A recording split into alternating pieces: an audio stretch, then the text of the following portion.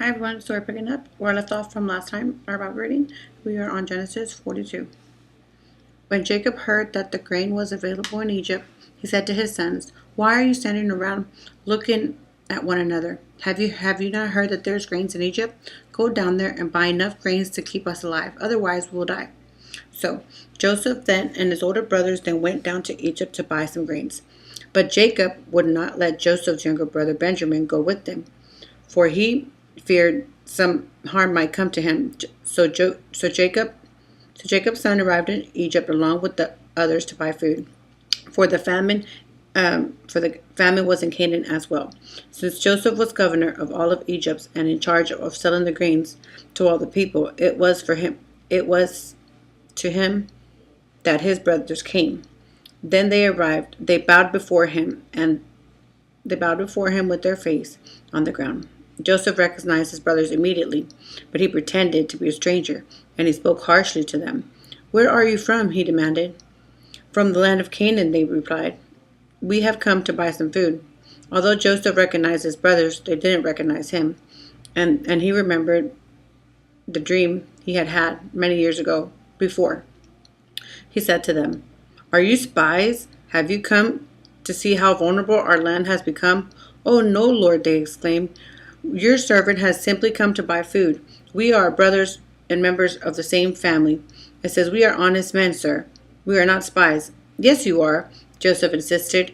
"You are having to come see how vulnerable our land has become." "Sir," they said, there actually is 12 of us." It says, "We are your servants." It says, you're all brothers, sons of a man living in the land of Canaan. Our youngest brother is back there with our father right now, and one of the other brothers is no longer with us." So Joseph insisted and said, "You are spies. This is how I will test your story. Swear by the life of Pharaoh that you never left Egypt unless your youngest brother came here. One of you must go and get your younger brother, and I'll keep the rest of you in prison. Then I'll find out whether your story is true. By the life by the life of Pharaoh, if it turns out that you don't have a younger brother, then I know you are spies." So Joseph put them all in prison for 3 days. On the third day, Joseph said to them, "I am a God-fearing man. If you do as I say to you, you will live. If you are really honest men, choose one of your brothers to remain in prison, and then the rest of you may go home to get grains to take home to your starving families. But you must bring your youngest brother back to me. Then we will prove that you are telling the truth, and you will not die."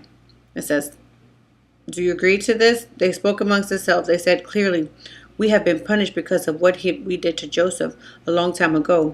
He saw this anguish and he pleaded for his life, but we wouldn't listen. That's why we're in trouble." Didn't I tell you not to sin against the boy?" Reuben asked. "But you wouldn't listen. Now we have to answer for his blood." Of course they did not know that Joseph understood them, for had been speaking to them through an interpreter. Now that he had turned away from them, he began to weep. Then he regained his composure and spoke to them again. Then he chose Simeon from amongst them and tied him up, and Simeon from amongst them and had him tied up right before his eyes. Joseph then ordered his servants to fill up the man's sack with grain, but he also gave secret instructions to return each brother's payment at the top of the sack. He also gave them supplies for all their journeys home. And so his brothers loaded their donkeys with the grains and headed home. But when they stopped at the night, they opened their sacks to get grain from the donkey, and they found that their money was on top of the sacks. "Look," they exclaimed, "brother, my money has been returned here in our sacks." Then their hearts sank, trembling. They said to each other, "What has God done to us?" It says, When the brothers came to their father Jacob's in the land of Canaan, they told him everything that had happened to them. And the man who governed the land spoke to them harsh to us. And they told him they accused us of being spies, scouting the land. It says, but we said to him that we are honest men and not spies, and there we have 12 brothers. One of the sons with our father, and the other son is no longer with us, and the youngest is at home with our father in the land of Canaan. Then the men who governed the land told us, "This is how I will find if you're honest men. Leave one of your brothers here with me, and take your grains to your starving families, and go home. But you must bring your youngest brother back to me. Then I will know that you are honest men and not spies. Then I will give you back your brother, and you can trade freely in the land." As they emptied their sacks, there in each man's sack was a bag of money that he had paid for the grains. And the brothers and their fathers were terrified when they saw the bags of money. Jacob exclaimed, "You are robbing me of my children. Joseph is gone, Simeon is gone, and now you want to take Benjamin too? Everything is going against me." Then Reuben said to my father, "Father, you may kill my two sons if I do not bring Benjamin back to you. I'll be responsible for him, and I promise you to bring him back." But Jacob replied, My son will not go down with you. His brother Joseph is dead, and he is all I have left. If anything should happen to him in your journey, you will send me grief in this white you will send this grieving white-haired old man to his grave. And we are going to Genesis 43. Okay. But the famine continued to rage in the land of Canaan. And when the grains they brought up from Egypt were almost gone, Jacob said to his son, "Go back and buy us a little bit more food." But Judah said, "The man was serious when he warned us. If you see his face again, unless our brother is with you, if you send Benjamin with us, we'll go down and buy some food. But if you don't let Benjamin go, we won't go either. Remember, the man said that you will not see my face unless your brother is with you." It says, "Why were you so cruel to me? Why are you so cruel to me?" Jacob moaned. Why did you tell him he had another brother?" The man kept asking us questions about our family, they replied.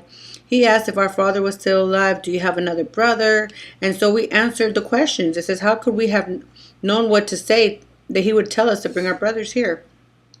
Judah said to his father, "Send the boy with me, and we will be on our way. Otherwise, we will all die of starvation. And and not only we, but you and your little ones. I personally guarantee his safety." It says, "You may hold me responsible if we do not bring him back to you.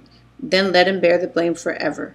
It says, "But if we we don't have time to waste." It says, "We could have gone and returned twice by now." So the father Jacob finally said to them, if it could be avoided, then at least let's do this. Pack your bags and the best products of the land.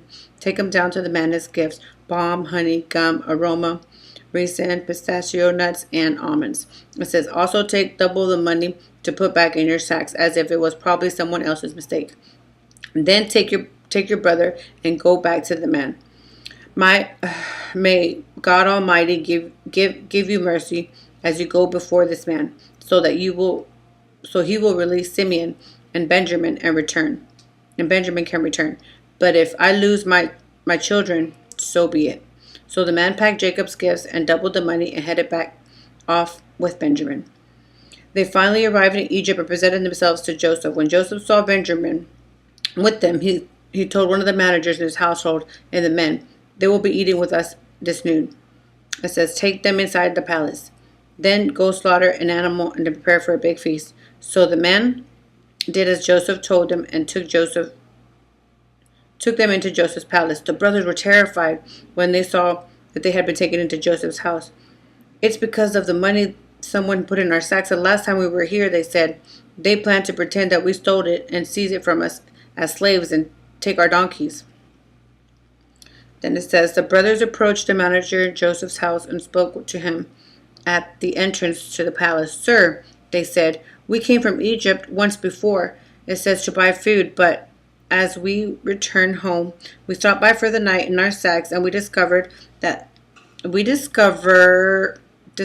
each man's money was exactly the amount that he had paid at the top of the sack. Here it is, and we have brought it back with us." It says, "We have also brought in additional money to buy more food, and we have no idea who put the money in our sacks." "Relax, don't be afraid," the household manager told them. It says, "Your God is a good." Your God, the God of your fathers, must have put this treasure into your sacks. I know we received the payment that you gave us. And then he released Simeon and brought them out.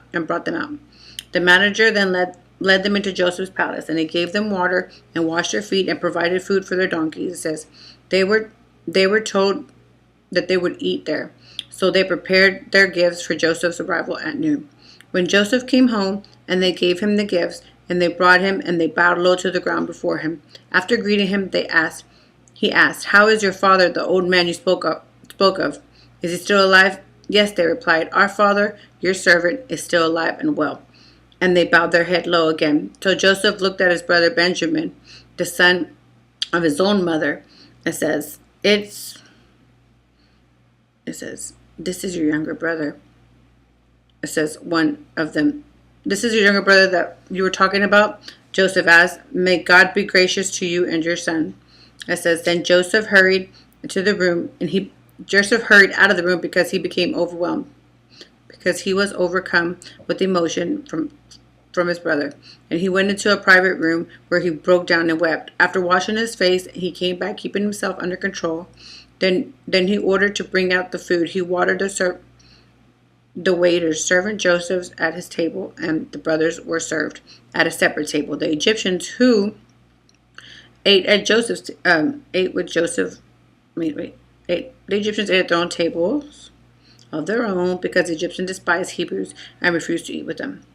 And it says, Joseph told each of his brothers where to sit, and to their amazement, he seated them according to their ages, from oldest to youngest. And Joseph filled the plate with their food. Joseph filled their plates with food from his own table, giving Benjamin 5 times as much as he gave the others. So they feasted and drank freely with him. And I'm going to stop there, and that is Genesis 43:34, which is funny because those are the number backwards, 43:34. Okay, and then we'll be back soon and get to Genesis 35. I think. God bless.